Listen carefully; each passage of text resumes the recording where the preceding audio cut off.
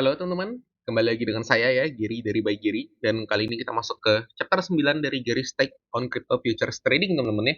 Judul chapter kali ini adalah Risk to Reward. Nah teman-teman ya, yang belum memahami spot trading, mohon pelajari dulu ya spot trading ya. Bisa nonton video yang telah saya buat teman-teman ya. Seriesnya itu judulnya adalah Gary's Take on Crypto Spot Trading ya. Bagi teman-teman yang sudah memahami spot trading, baru kita pelajari ya futures trading. Jadi pelajari dulu spot buat futures, jangan terbalik teman-teman ya. Langsung aja kita mulai ya. Yang masih di sini saya asumsikan sudah memahami spot trading. Apa itu risk to reward? Ya. Kalau kita ngomongin kripto, risk to reward itu adalah istilah untuk perbandingan ya antara resiko kerugian dan juga potensi keuntungan. Nah, umumnya ya risk to reward ya itu dinyatakan dalam perbandingan ya seperti 1:2, 1:3, dan juga 1:4 ya. Ini cara bacanya adalah resikonya 1 ya, rewardnya 2. Jadi potensi kerugiannya adalah 1, ya, potensi keuntungannya 2. Nah, ini adalah contoh dari risk to reward. Perhatikan contoh berikut, teman-teman nih. Tuan Giri memiliki posisi perdagangan yang potensi keuntungannya itu adalah 22% ya, position size. Dan risiko kerugian adalah sebesar 0,5% dari position size. Maka, teman-teman nih, ini berarti posisi perdagangan tersebut yang memiliki risk to reward sebesar 1:4. Dapatnya dari mana ya, teman-teman nih? Keuntungannya teman-teman bagi dengan kerugian, teman-teman ya. 2% dibagi 0,5%. Ya.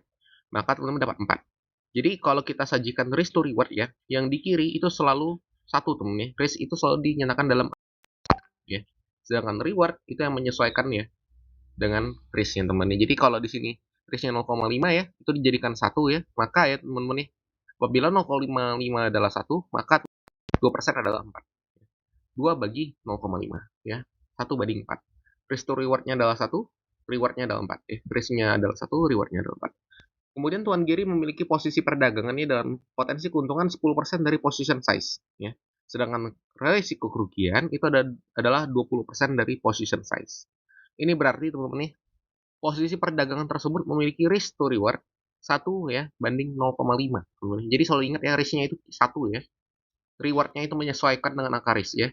Kalau teman-teman nih 10% dibagi dengan 20%, teman-teman akan mendapatkan 0,5 atau 50% ya. Jadi teman-teman sajikannya 1:0,5. Teman-teman memiliki risiko 1 ya, potensi keuntungan cuma 0,5.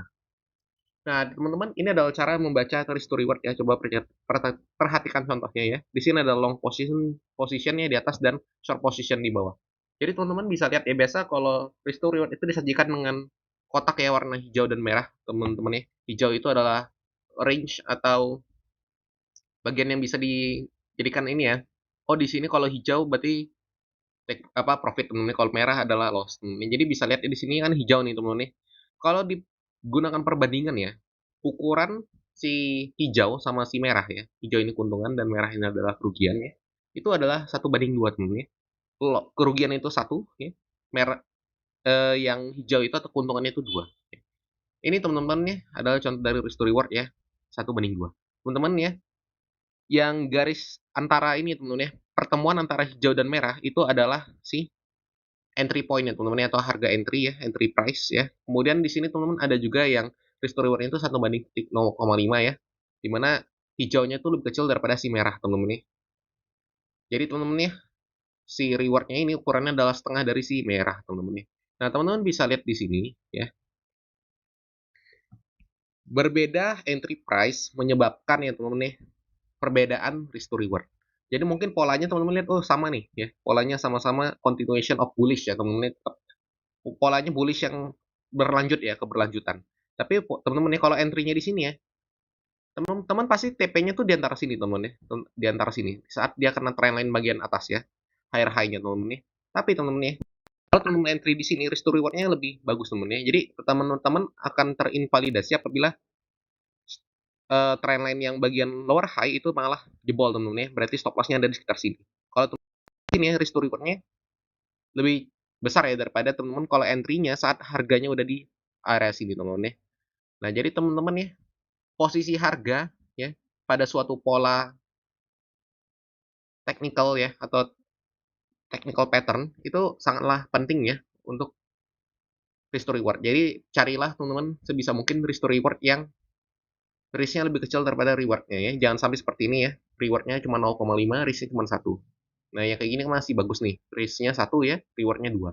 Ya, jadi lebih besar keuntungan daripada potensi kerugian ya. Kemudian teman-teman di sini ada short position. Ini ada contoh short position.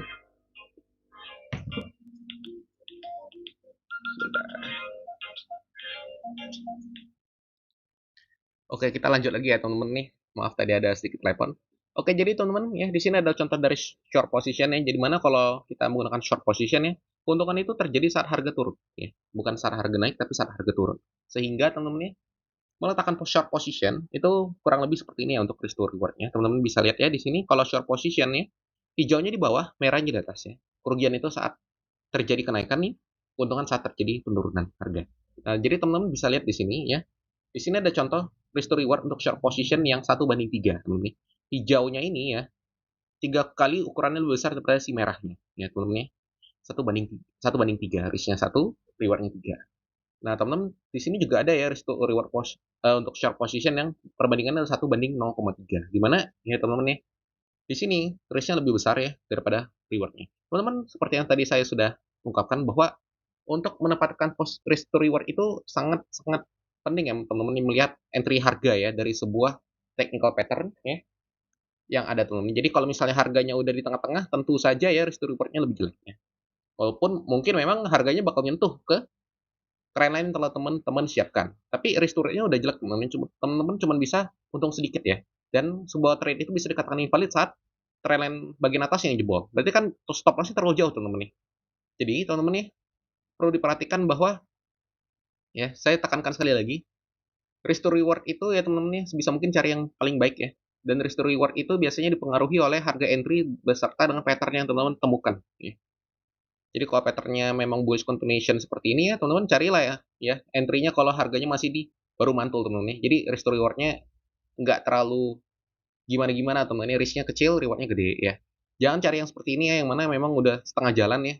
Reward-nya sedikit, risk-nya gede teman-teman ya. Carilah yang sekecil mungkin risk-nya dan sebesar mungkin profit-nya teman-teman ya.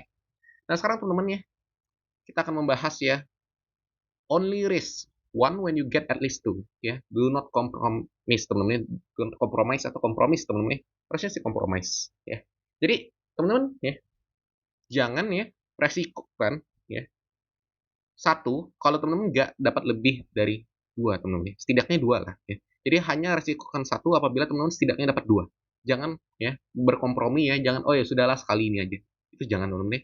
Gunakan standar ya teman-teman bahwa setidaknya kalau gue mau resikokan satu ya setidaknya gue harus dapat dua ya. Jadi dalam crypto futures trading ya standar dari sebuah risk to reward yang baik itu teman-teman adalah saat ya posisi perdagangan setidaknya memiliki potensi keuntungan ya 2 kali lebih besar daripada risiko kerugian ya. Jadi setidaknya adalah 2 kali lebih besar teman-teman ya. 2 kali lebih besar. Jadi ya only risk one when you get at least two ya.